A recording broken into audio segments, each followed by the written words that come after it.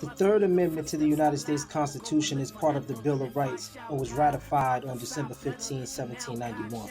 The amendment is less commonly discussed than other amendments like the First or Second, but it addresses an issue that was of great concern to the framers and early American citizens: the quartering of soldiers in private homes.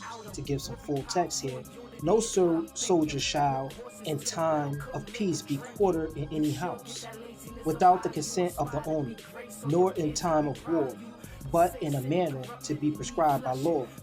Some more context: quartering of soldiers. The Third Amendment prohibits the government from forcing private citizens to provide lodging for soldiers in their homes without their consent. This was a reaction to the British practice of quartering troops in American homes during the colonial period, which was deeply unpopular and viewed as an infringement on individual liberties. Time of peace and war. The amendment distinguishes between times of peace and times of war. During peacetime, soldiers cannot be quartered in private homes without the owner's consent. During wartime, the amendment allows for the possibility of quartering, but only in a manner to be prescribed by law, implying that specific legislation will be required. Consent of the owner. The amendment emphasizes the importance of individual consent, reinforcing the principle that the home is a private domain that the government cannot intrude upon arbitrarily. Prescribed by law. The phrase suggests that any quartering during wartime would have to follow legal procedures, although the specifics are not outlined in the amendment itself.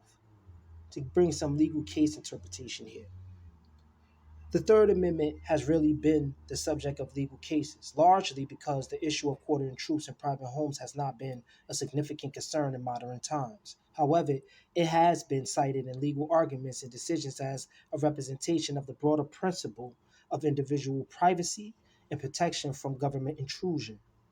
Historical context: the Third Amendment reflects the framers' desire to protect citizens from abuses like those experienced under British rule.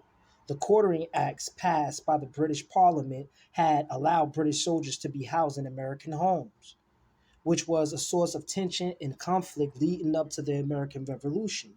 Symbolic importance is, while the Third Amendment may seem outdated or irrelevant today, it serves as a symbol of the broader protections that the Bill of Rights offers against government intrusion into individual lives and homes. In conclusion, the Third Amendment may not be invoked often in modern legal discussions, but it remains an important statement on the limits of government power and the sanctity of the private home.